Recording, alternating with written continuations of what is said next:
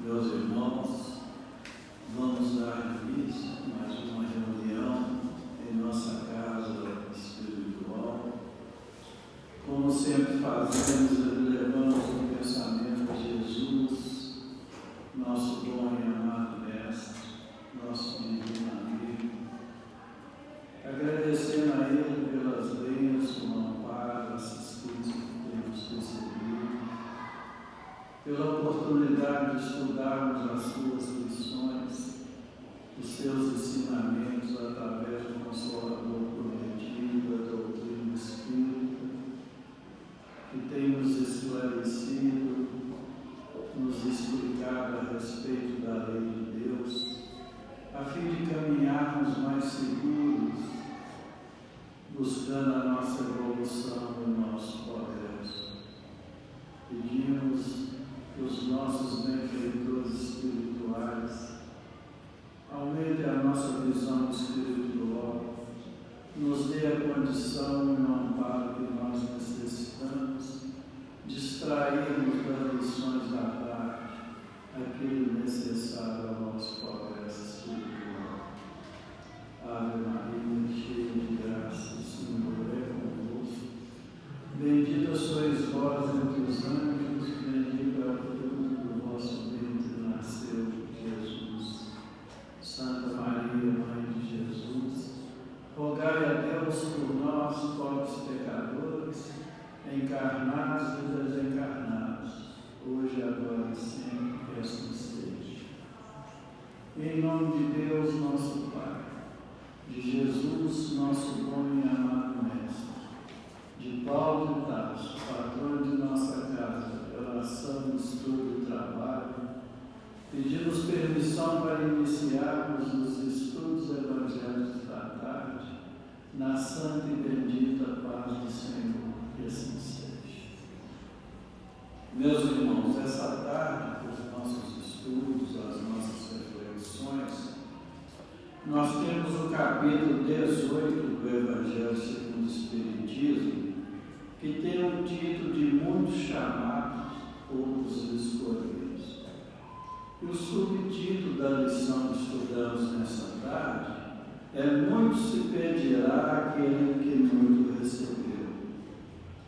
São ensinamentos de Jesus registrados por São Lucas, em que ele nos fala: o servo que souber da vontade de seu amo e que, no entanto, não estiver pronto e não fizer o que dele queira o amo, será rudemente castigado. Mas aquele que não tenha saber da sua vontade e fizer coisas dignas de castigo, menos punido será. Muito se pedirá àquele a quem muito se houver dado, e maiores contas serão tomadas daquele a quem mais coisas se haja confiado. São Lucas capítulo 12, versos 47 a 48. Essa tarde nós contamos com a colaboração dos nossos irmãos Eulefino e Lucas, que estão passando a palavra ao Lucas.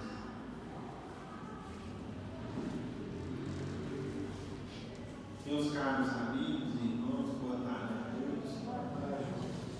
Que possamos ter aqui uma boa oportunidade de estudo e de aprendizado do Evangelho. Vamos lá. Hoje nós estamos estudando, conforme a leitura inicial feita pelo Sr. Evandro, o capítulo 18 do Evangelho segundo o Espiritismo. Esse capítulo, meus irmãos, ele tem o seguinte título: muitos os chamados, poucos os escolhidos.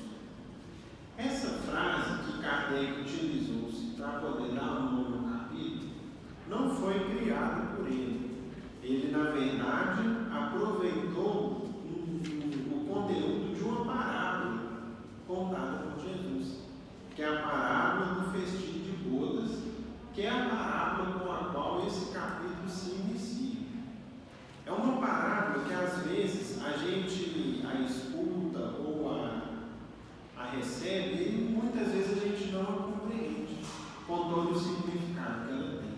Portanto, como está dentro do nosso tema, convém que a gente leia ela aqui rapidamente, ela não é muito longa, e entendamos, portanto, o que esse capítulo do Evangelho segundo o Espiritismo vai ensinar a gente. Então vamos lá.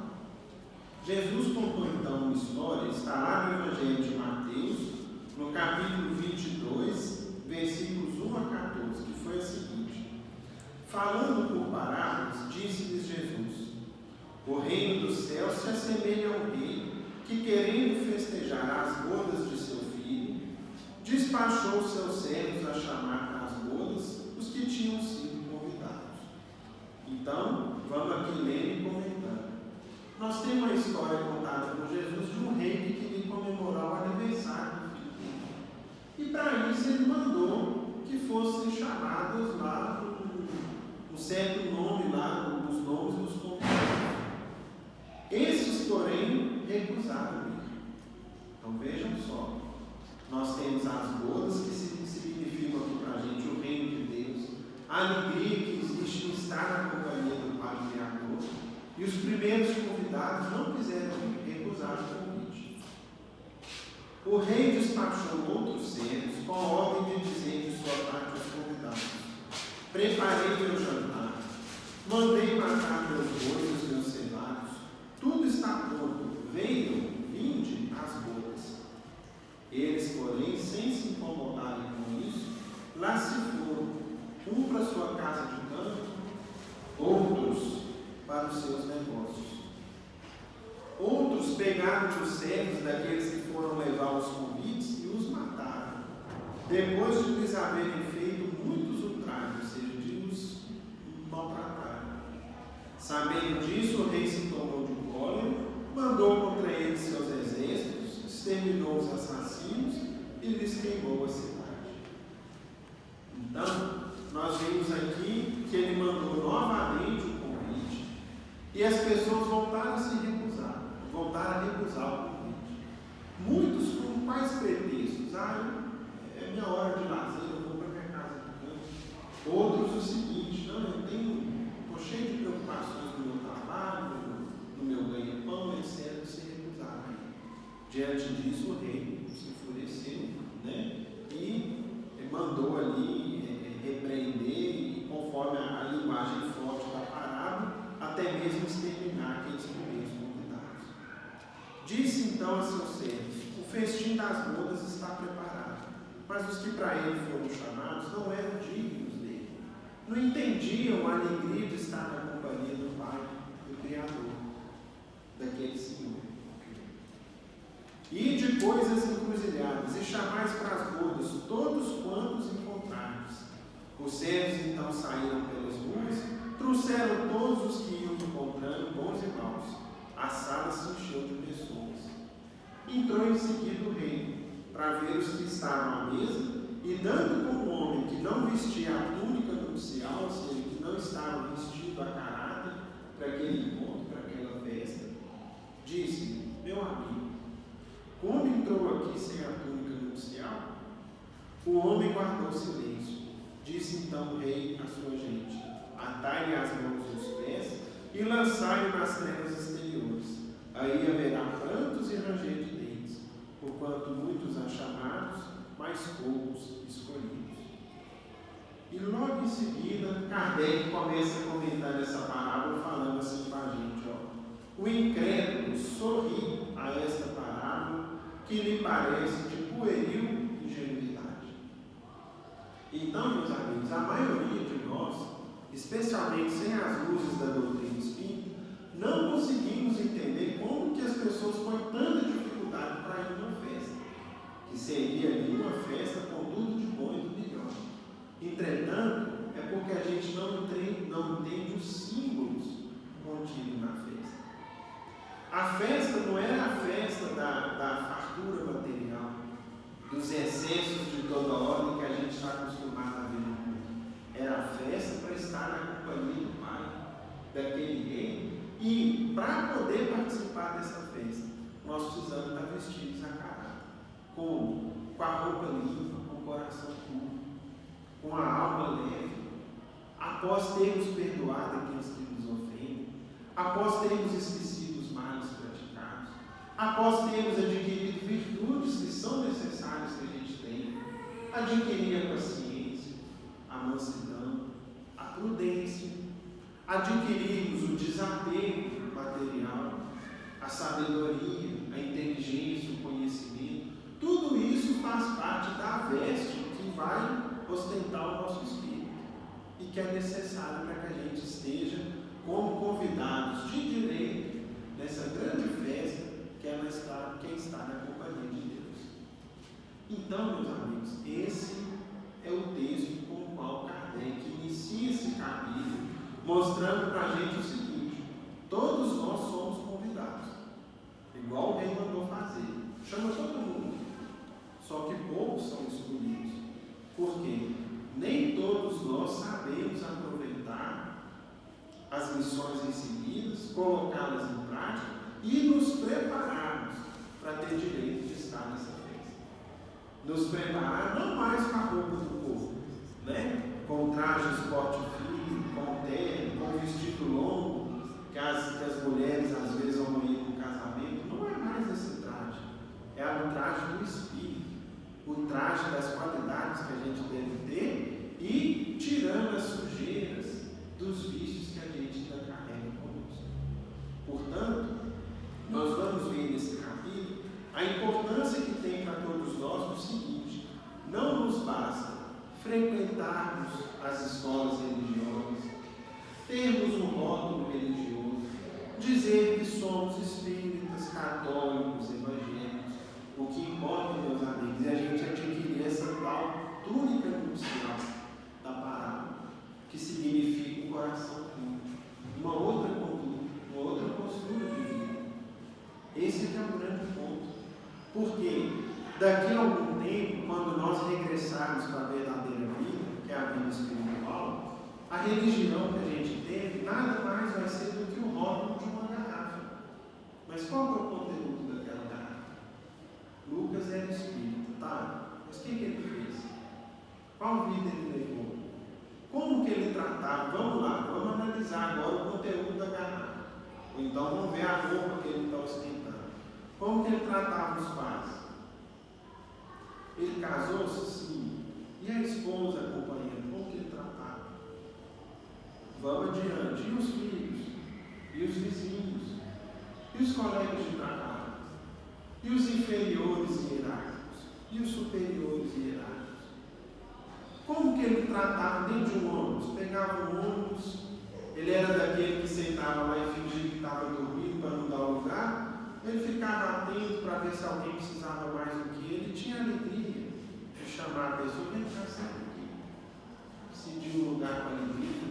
Se pisava no carro dele, como que ele reagia?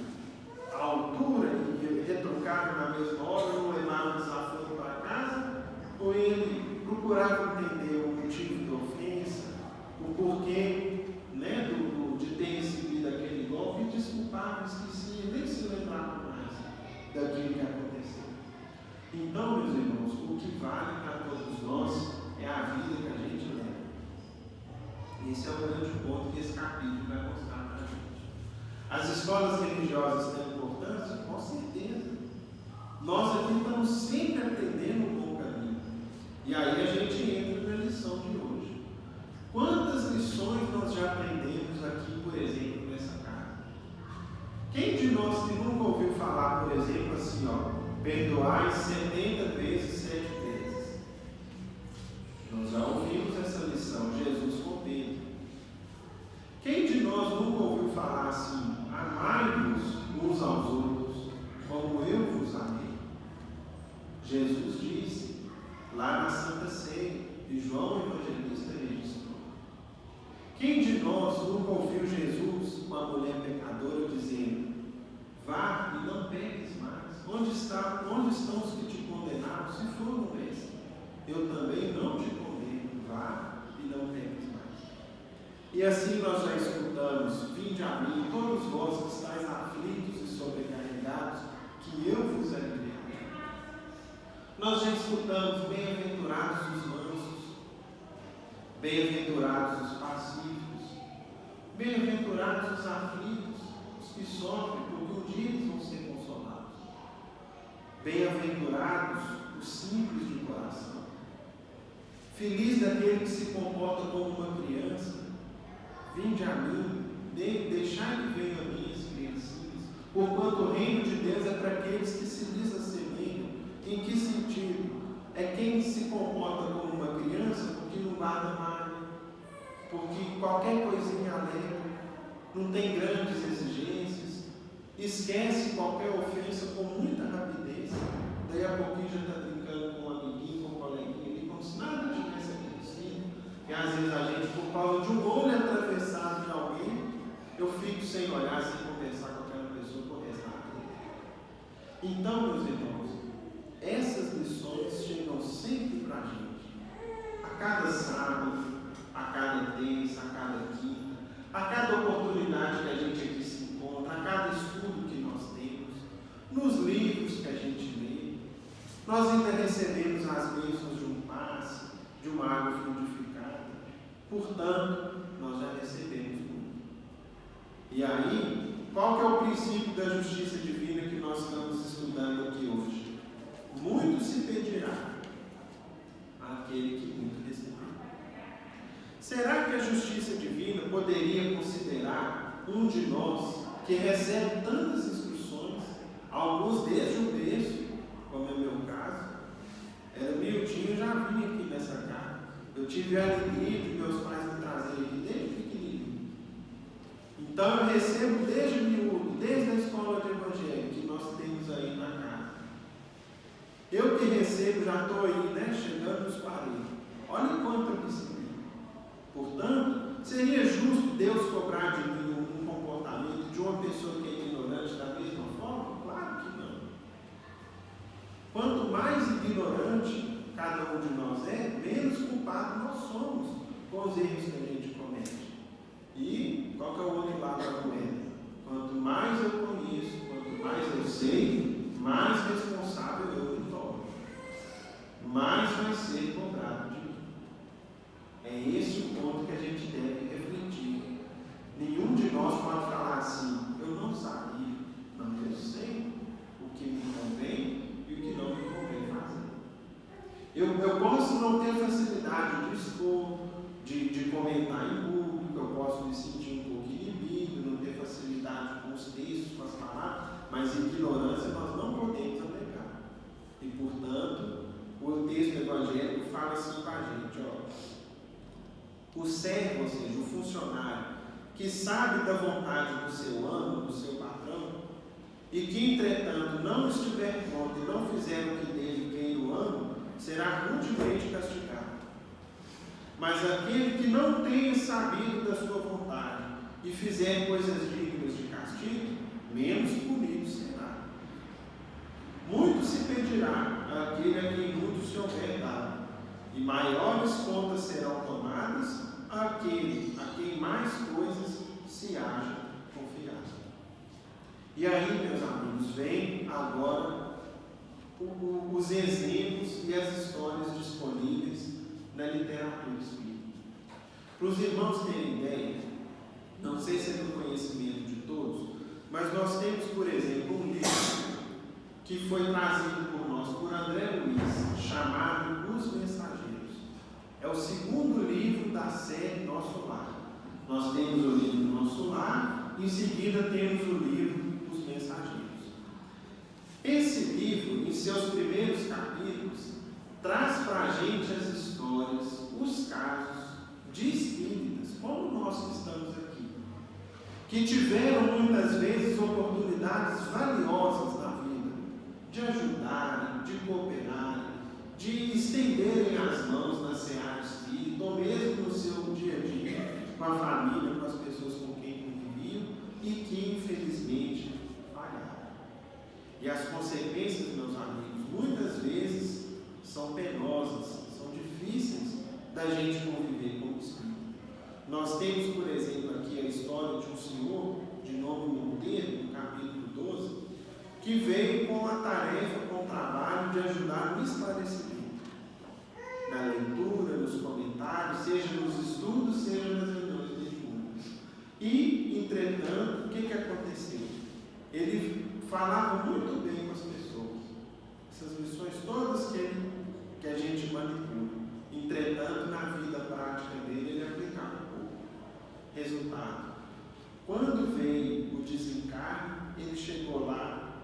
condição de um verdadeiro fracassado.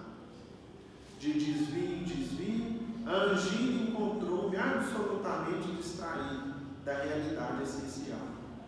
Passei para cá, para o mundo espiritual, como um demente necessitado de um hospício. Muito tarde reconheci que abusei das sublimes faculdades do verbo. Falava muito bem, mas praticava pouco. Como ensinar sem exemplo ou dirigir sem amor?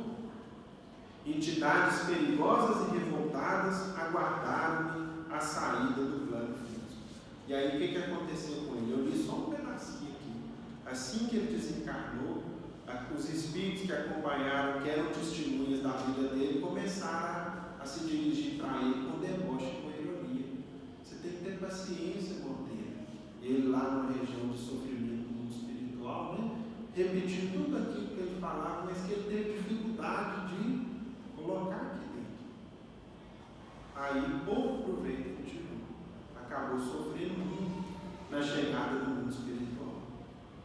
Pois bem, meus amigos, isso é uma rápida menção de vários casos que estão aqui para a gente no livro dos mensageiros. Basta depois a gente pegar emprestado, comprar, que a gente vai ver aqui como que espíritas como nós chegaram na condição de almas falidas e endividadas no mundo espiritual por não terem tirado proveito desse tesouro que está aqui disponível para a gente.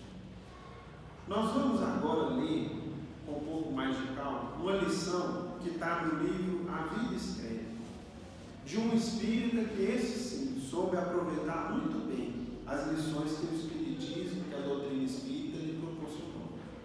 Não sei se vocês já ouviram falar, mas é uma história sobre Eurípides Barçanufo. Foi um pioneiro da doutrina espírita no final do século XIX, início do século passado, do século XX, que morava no Triângulo Mineiro, mais propriamente na cidade de Sacramento, pertinho de Uberaba, e que teve certamente um papel de ser ali um precursor, preparar aquela região, que é mais ou menos no coração do Brasil, né? O Brasil central, para receber quem alguns anos depois mudaria-se para lá e teria um trabalho inesquecível para nós brasileiros e de futuro também para a humanidade. Foi o trabalho do Chico. Eurípides Barçanufo vem aqui lá no Silva contar para a gente o seguinte, ó. Começar Eurípides Barçanufo, o apóstolo da mediunidade em Sacramento, estado de Minas Gerais, a observar-se fora do corpo físico em admirável desdobramento, quando certa feita à noite, viu a si próprio em prodigiosa volitação. Então é o seguinte, um dos dons mediúnicos que ele tinha, meus irmãos, era de desdobrar-se. O que é isso? O espírito desprende-se do corpo com mais facilidade. Em um desses desprendimentos que aconteceu com o espírito dele, ele observou que ele começou a voar, subir indefinidamente. Embora inquieto, parecia que era arrastado pela vontade de alguém, num torvelinho de amor, subia. Então ele se sentia muito bem e percebeu que ele não parava de subir nas esferas espirituais próximas da terra. Subia sempre. Queria parar e descer, reavendo o veículo de carne, voltar para o corpo físico, mas não conseguia. Braços que não percebia guiavam-me naquela sublime expulsão. Respirava outro ambiente, envergava a forma leve, respirando num oceano de ar mais leve ainda. Então ele estava numa esfera espiritual superior, muito leve, muito tranquilo, um lugar que certamente qualquer um de nós gostaria de ir enquanto espírito. Tamanha paz que ali existia. Viajou a maneira de um pássaro teleguiado, até que se reconheceu numa campina verdejante. De repente ele chegou num gramado lindo, um jardim maravilhoso. Chegou num lugar assim. Reparava naquela linda paisagem, quando não longe, avistou um homem que meditava, envolvido por doce luz. Tão distante dele tinha um homem meditando e dele irradiava uma luz muito bonita. Como que magnetizado, aproximou-se. Houve, porém, um momento em que parou e começou a tremer. Então ele quase que automaticamente foi na direção daquele homem, até que uma hora ele parou. Algo lhe dizia no íntimo para que ele não avançasse mais. Então chegou pertinho ali e parou, tremendo. E num deslumbramento de júbilo, ou seja, sentindo uma alegria enorme, reconheceu-se na presença do Cristo. Ele foi visitar Jesus. Isso é uma glória para qualquer um de nós, né? Visitar, conhecer nosso Mestre. Algumas almas elevadas têm esse direito, essa alegria. E não necessariamente pessoas de relevo no mundo. Pelo contrário, às vezes irmãos nossos que passam quase que ignorados ou despercebidos, como existe um lindo caso chamado o caso de Jorge, que era um conhecido do Chico lá em Uberaba. Um homem muito simples, que Jesus veio pessoalmente buscar o espírito dele quando desencarna. Então, Eurípides encontrou-se com Cristo. Baixou a cabeça, esmagado pela onda imprevista, e ficou em silêncio, sentindo-se como um intruso, incapaz de voltar ou de ir adiante. Então, ficou preso ali diante do Mestre. Recordou então as lições do cristianismo, os templos do mundo, pensou nas basílicas, nas igrejas suntuosas, as homenagens prestadas ao Senhor, na literatura e nas artes, e a mensagem dele a ecoar entre os homens no curso de quase 20 séculos. Ofuscado pela grandeza do momento, começou a chorar. Grossas lágrimas banhavam-lhe o rosto, quando adquiriu coragem e ergueu os olhos, humilde. Viu, porém, que Jesus também chorava. Então imagina o que ele sentiu. Ele, muito emocionado na presença do Cristo, olhou para o Mestre, ele que chorava muito emotivo, viu que o Cristo também chorava naquela hora. Traspassado de súbito sofrimento, por ver-lhe o pranto, ou seja, ele vendo Jesus chorando ali, uma dor enorme tomou conta do coração dele, desejou fazer algo que pudesse reconfortar o amigo sublime, afagar-lhe as mãos, ou estirar-se como um cão leal aos seus pés, mas estava preso ao solo estranho, não conseguia se mover. Recordou, no entanto, os tormentos do Cristo a se perpetuarem nas criaturas que até hoje na terra lhe atiram incompreensão e sarcasmo. Então ele começou a pensar naquelas pessoas que combatem Jesus, que combatem a fé, que defendem o materialismo, e que, se não defendem o materialismo enquanto teoria, vivem uma vida de materialismo, ignorando as coisas de ordem divina, os assuntos do Espírito. Nessa linha de pensamento, então, não se conteve. Abriu a boca e perguntou: Senhor, por que choras? Jesus não respondeu. Mas, desejando confirmar de que era ouvido, Eurípides então fez nova pergunta: choras pelos descrentes do mundo?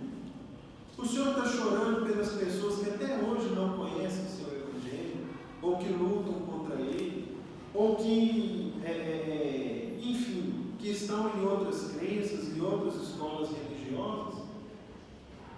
Admirado, o missionário do sacramento notou que o Cristo agora lhe olhava também nos olhos.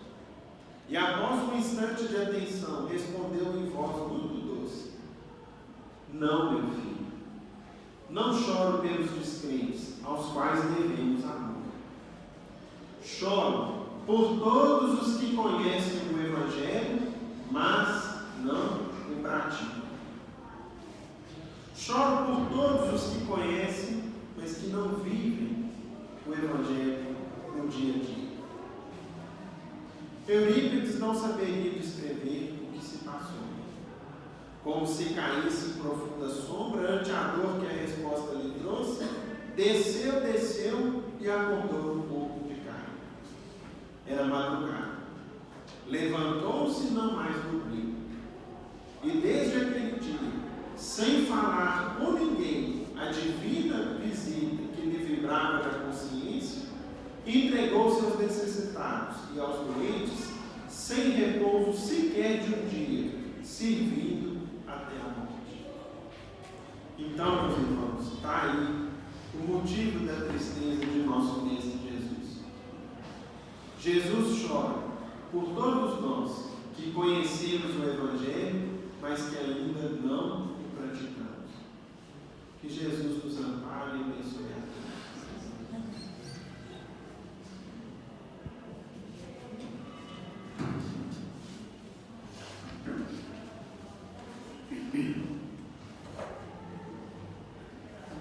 Queria iniciar os nossos estudos dessa tarde, mais uma vez, dando as boas-vindas para todos os irmãos e irmãs aqui presentes e repetindo os ensinamentos de Agostinho de Hipona, Santo Agostinho, quando ele nos ensinava: Deus não será maior se o respeitas, mas tu serás maior se o servires. E ainda me louvando dos ensinamentos de Santo Agostinho a respeito do tema que estamos a estudar nessa tarde. Assim ele nos dizia: tenha muito cuidado para que sua vida não transcorra ao contrário do testemunho da sua boca.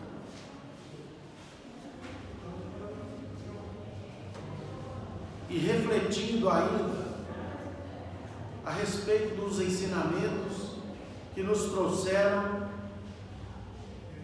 aqueles que nós podemos chamar como os pais da igreja, que secundaram a Jesus no seu esforço de transformação do planeta. Lembramos aqui ainda de Francisco de Assis, grande poverello de Assis, que nos ensinava: pregai o Evangelho a todo instante, e se for preciso, com as palavras.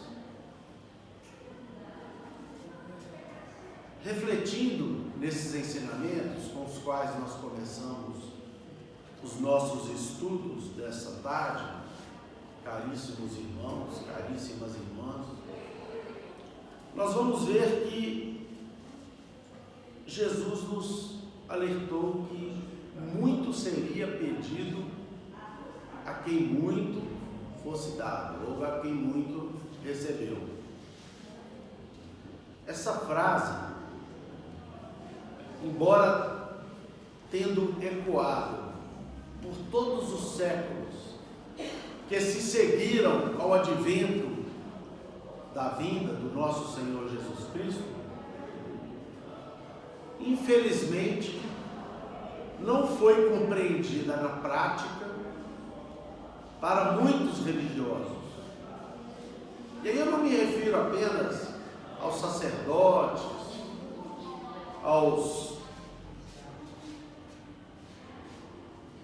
às autoridades eclesiásticas de todas as religiões.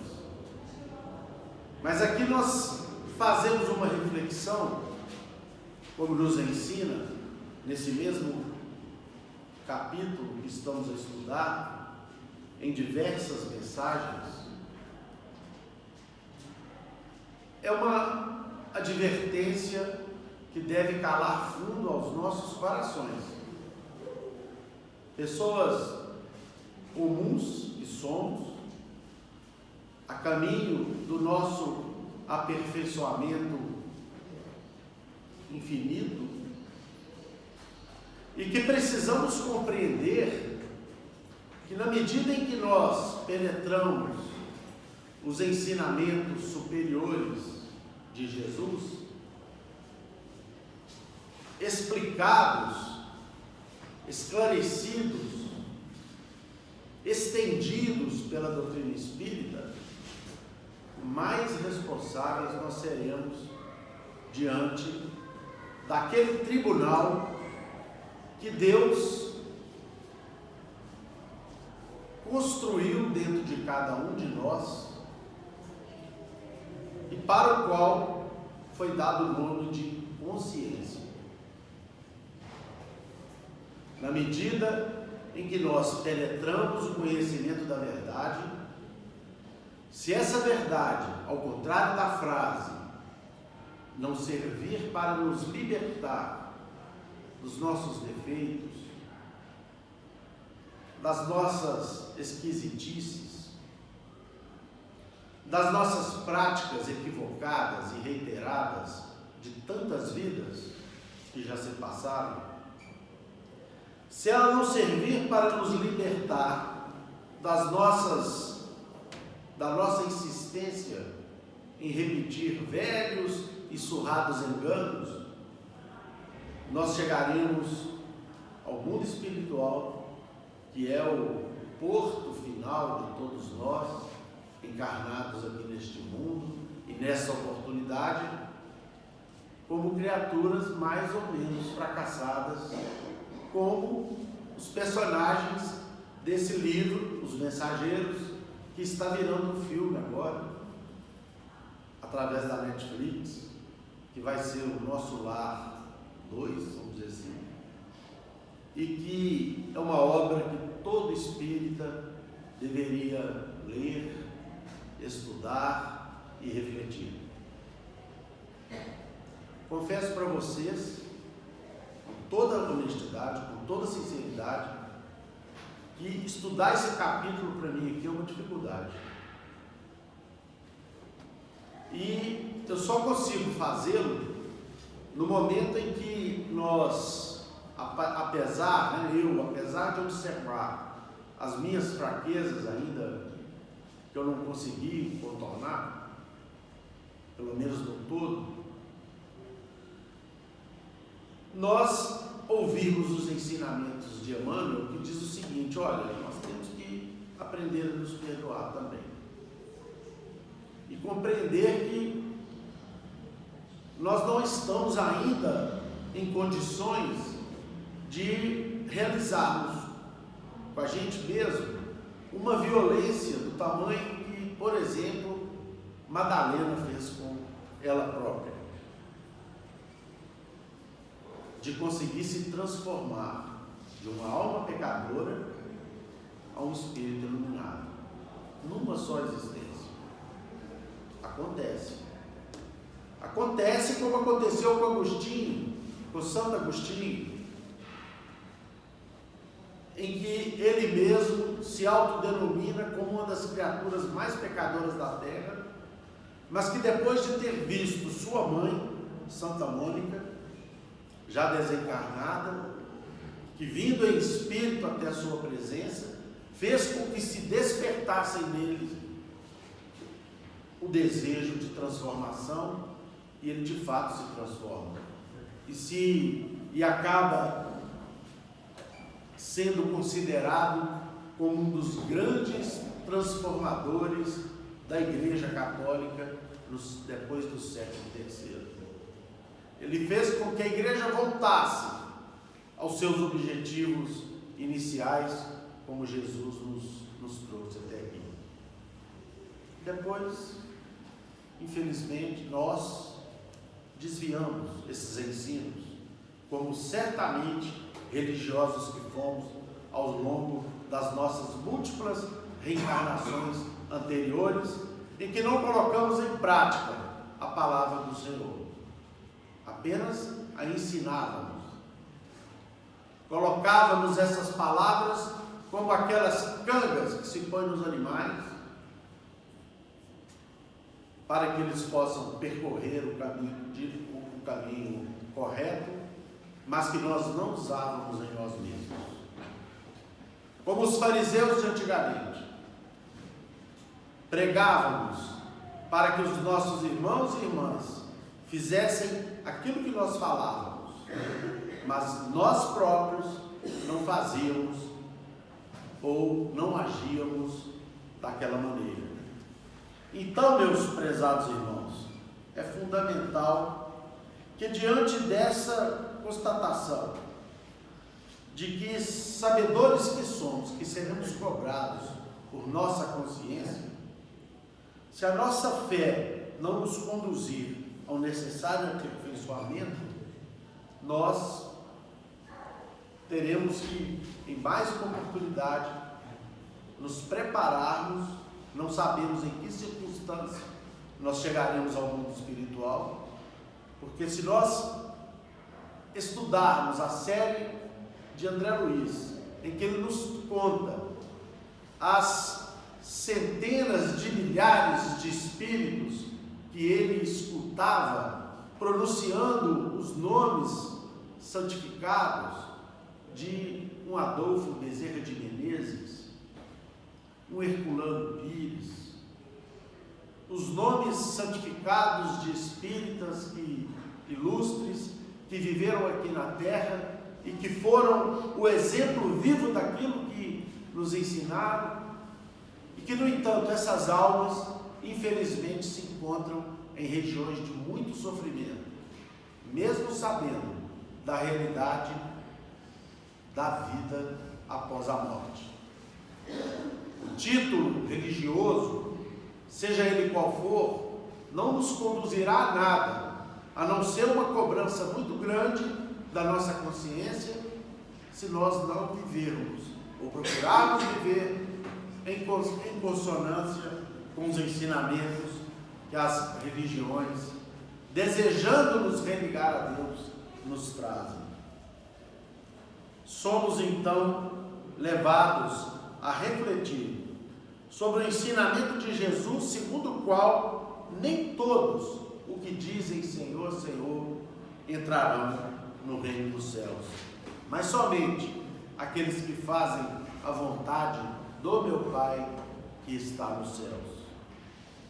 Como nos ensina o Espírito de Simeão, numa mensagem linda que existe aqui nesse capítulo 18, que nós estamos a estudar nessa tarde, abre aspas, de nada adianta vestir a libré, ou seja, o fardamento, como se quiséssemos representar o Senhor, ou seja, termos aparência de religiosidade. De nada adianta apenas afirmar sou cristão ou sou espírita, se não promovermos as ações que realmente nos caracterizarão como verdadeiros espíritas e como verdadeiros cristãos, que são a mesma coisa. E aí nós temos aqui uma página muito bonita que eu gostaria de compartilhar com todos vocês, que está no livro O Espírito da Verdade, ditado por diversos espíritos aos médiuns Valdo Vieira e Chico Xavier. E numa página ditada por Meimei, ela vai nos contar aqui o desejo que um discípulo um dia teve de, ao ouvir as notícias do Senhor, buscar este Senhor do céu e da terra, e então pôs-se a caminhar para diversas direções e diversos lugares em busca do Senhor. Quando a aflição lhe bateu à porta, o discípulo tomou as notícias do Senhor e leu-lhe a promessa divina. Abre aspas, estarei convosco até o fim dos tempos, dos séculos. Acendeu-lhe então a esperança no imo da alma, no fundo de sua alma. E certa manhã, aquele discípulo partiu à procura do mestre, à feição de uma corça transviada no deserto, quando suspira por uma fonte de águas vivas. Entrou num templo repleto de luzes faiscantes, onde se lhe venerava a memória, Todavia, não obstante sentir que a fé aí brilhava entre cânticos reverentes e flores devotas, não encontrou ali o divino amigo. Buscou nos vastos recintos, onde se lhe pronunciava o nome com inflexão de supremo respeito. Contudo, apesar de surpreender o ensinamento puro no verbo daqueles que carregavam dourados livros, não lhe anotou mais uma vez ali a presença. Na jornada exaustiva, gastou horas. Em vão, atravessou portadas e colunas, altares e jardins. Descia gelada à noite, quando escutou os gemidos de uma criança doente, abandonada à sarjeta. Ajoelhando-se, asilou-a amorosamente na concha dos próprios braços. Ao levantar os olhos, viu Jesus diante dele e fremente bradou: Mestre, Mestre. O excelso benfeitor afagou-lhe a cabeça fatigada, como quem lhe expungia toda a chaga da angústia, e falou compassivo: Realmente, filho meu, estarei com todos e em toda parte, até o fim dos séculos. No entanto, eu moro no coração da caridade, em cuja luz tenho um encontro marcado com todos os aprendizes do bem eterno. Debalde tentou o discípulo reter o Senhor de encontro ao próprio peito. Através da neblina espessa das lágrimas a lhe inundarem o rosto mudo, reparou que a celeste visão se diluía no anilado fulgor do céu vespertino, mas na acústica do próprio ser ressoavam para ele agora as palavras inesquecíveis: Toda vez que amparardes a um desses pequeninos, por amor de meu nome, é a mim que o fazeis. Essa página foi ditada pelo Espírito de Meitei. Portanto, meus irmãos, é mais fácil para nós buscarmos Jesus, pelo menos tem sido assim ao longo dos últimos séculos, buscarmos o Cristo somente nas nossas orações, nas nossas prédicas, nos nossos cultos religiosos, mas, como nós vimos aqui na lição de Meimei, nós só iremos encontrá-lo no amor e na prática da caridade. Frequentar centro espírita, frequentar a igreja, frequentar os templos religiosos apenas vai nos adiantar muito pouco, ou quase nada. Sairmos aqui do mundo com um rótulo pregado em nossa testa de que fui um religioso disciplinado, sem que em nossas mãos, sem que elas estejam carregadas de obras em serviço do nosso semelhante, e sem que nossa consciência esteja gravada a absolvição que nós fazemos a nós mesmos, porque pelo menos tentamos acertar, não vai adiantar nada, muito pouca coisa. Jesus e a doutrina espírita nos libertaram do farisaísmo que fazia parte dos movimentos religiosos da terra. Jesus nos mostrou que nós temos que ser o exemplo vivo em nós mesmos, e repetindo o ensino de Assis, de Francisco de Assis, nós temos que pregar o Evangelho com as nossas ações, com as nossas atitudes, sobretudo com o nosso exemplo. E como é difícil, meus irmãos, nos transformarmos em criaturas boas. Como é difícil aqui na terra buscarmos a nossa modificação quando encontramos em nós ainda tantos e tantos defeitos a corrigir. Mas Jesus nos demonstrou que isso é possível. Quando Ele disse a todo o planeta de que Ele veio para os pequeninos, para os sofredores e pecadores, Ele quis dizer o seguinte: meus irmãos queridos, procurem se esforçar por melhorar, porque só esse esforço em se tornarem verdadeiros cristãos será o suficiente para que vocês possam dar continuidade ao processo de elevação espiritual em outras condições, em condições muito melhores, sem sermos premidos pelas deficiências morais que ainda carregamos ou carregávamos até então. Jesus nos propõe um pacto, e é por isso que Ele não trouxe à Terra apenas mais uma religião. O cristianismo ensinado por Jesus é, na verdade, um código de conduta ética e moral, que nos ensina o sentimento de pertencimento não apenas a Deus, mas nos ensina o sentimento de pertencimento que nós precisamos ter entre nós,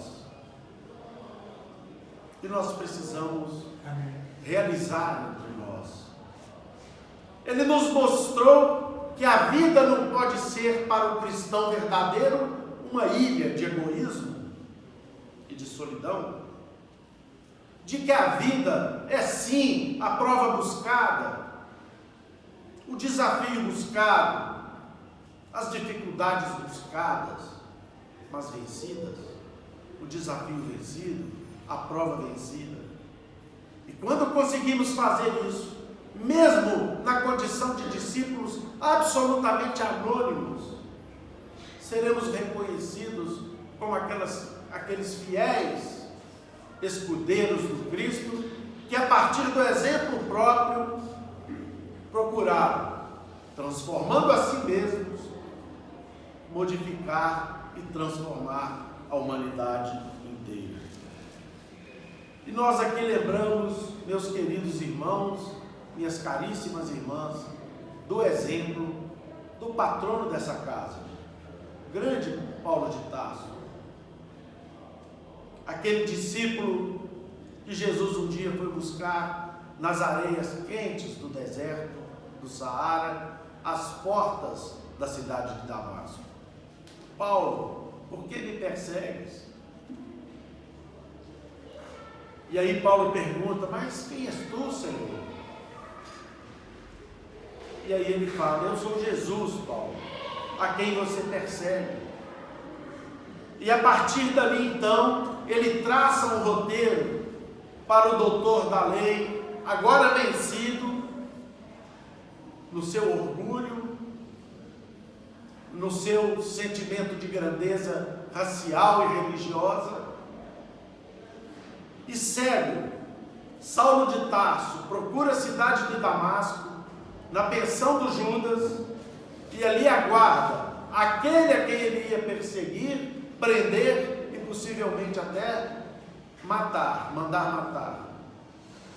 E aquele irmão, por determinação do Cristo, vem, lhe cura a cegueira, e Paulo de Tarso então encaminha-se a partir daí para não apenas fazer a grande viagem íntima às profundezas do seu coração, para poder se transformar de um doutor orgulhoso e altivo num irmão querido dos seus irmãos em humanidade. E Paulo, então, numa carta que ele encaminha aos Romanos, no capítulo 7, versículo 19, ele diz assim: depois de muito lutar e implantar as igrejas cristãs em cada rincão do mundo onde era possível alguém se locomover, ali esteve Paulo fundando uma igreja, fundando um núcleo de estudo cristão, levando a mensagem de Jesus aos corações e às línguas mais diferentes. Pois que eu faço não é o bem que eu desejo, mas o mal que eu não quero fazer, esse continuo fazendo. Isso disse Paulo de Tarso numa carta que ele envia aos romanos. Mas é evidente que ele fez a sua viagem. Ele não apenas percorreu as estradas que o mundo, o velho mundo, da Ásia à Europa. Ele empreendeu uma viagem íntima em que ele se transforma profundamente no verdadeiro discípulo de Jesus, a ponto de, numa carta aos Gálatas, ele dizer o seguinte: fui crucificado com Cristo. Depois que ele promove essa grande viagem e essa grande transformação em si mesmo, ele fala aos seus irmãos da região da galáxia: fui crucificado com Cristo. Assim, já não sou eu quem vive, mas é o Cristo que vive em mim. Então, meus irmãos, é possível promovermos essa transformação? Certamente não na medida de um Paulo ou de uma Madalena, com certeza não, mas uma transformação possível de que servos humildes que somos, poderemos fazê-la, procurando os defeitos mais terríveis que ainda carregamos e tentando vencê-los diariamente, cotidianamente, com atenção e com cuidado, se possível amarrando um pedaço de linha no dedo para nos lembrarmos de não repetirmos aquele erro no dia de amanhã. Se possível, deixando uma inscrição em cima da mesa ou um quadro na parede, para que nós não nos continuemos a nos tornar repetidores das obras vãs, como nos acautelou o próprio Paulo de Tarso um dia, dizendo à cristandade: não vos torneis repetidores de obras vãs. Portanto, meus irmãos, para terminar a nossa participação singela, mas sincera dessa tarde, em que nós confessamos aqui não as palavras que desejaríamos que vocês todos ouvissem, mas que sobretudo pudessem guardar nos corações, porque partem com toda certeza de uma alma profundamente endividada, mas já muito preocupada em se transformar enquanto ainda há tempo disso ser feito aqui nesta vida. Adelino da Silveira, no livro Lindos Casos de Chico Xavier, no livro Kardec Prossegue, ele pergunta para o Chico: Chico, como fazer para acertar? Quantas vezes nós já fizemos essa pergunta diante dos nossos repetidos erros? Meu Deus, como fazer para acertar? O Chico respondeu com a sua simplicidade, mas com sua profunda sabedoria. Certa vez, meu filho, eu fiz essa mesma pergunta a Emmanuel, e ele me disse, e a resposta de Emmanuel, com ela, eu gostaria de encerrar a minha alocução dessa tarde, deixando no ar a resposta de Emmanuel, para que todos nós reflitamos profundamente sobre ela. Meu filho, disse Emmanuel a Chico Xavier, procura cumprir o teu dever da melhor forma possível, de modo a guardar a paz na sua consciência. O resto, Chico, disse Emmanuel, o resto você entrega para Jesus. Que o Senhor nos abençoe. Muito obrigado.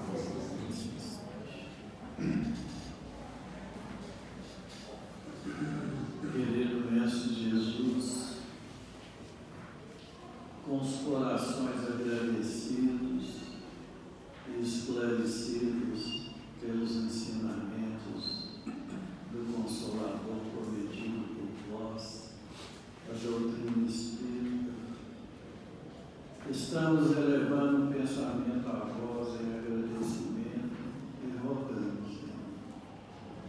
os nossos benfeitores espirituais estejam sempre em nossas vidas, nos ajudando a relembrar essas lições. São lições necessárias à nossa evolução, ao nosso progresso e, consequentemente, à paz que todos buscamos. Pedimos que o Senhor abençoe, ampare e assista cada um de nós que aqui nos encontramos, encarnados e desencarnados, estendendo a cada um de acordo com o grau de merecimento e a sua necessidade. Pedimos que essas bênçãos sejam extensivas aos nossos lares, aos hospitais, aos cancerosários, aos leprosários, aos manicômios, aos presídios, aonde houver dor, aflição, padecimento, que o emissário seu esteja presente, levando o consolo, a resignação, a paz. Pai nosso que estás nos céus, santificado seja o vosso santo nome. Venha a nós o vosso reino, seja feita a vossa vontade, assim na terra como nos céus. O pão nosso de cada dia dai-nos hoje. Perdoai, Senhor, as nossas ofensas, assim como perdoarmos aqueles que nos têm ofendido. Não nos deixes cair em tentações, livrai-nos do mal, porque vosso é o reino, o poder, a misericórdia e a glória, para todos sempre. Que assim seja. E com essa prece, pedimos permissão para encerrarmos os estudos evangélicos da tarde na santa e bendita paz do Senhor Jesus Cristo. Os irmãos, enquanto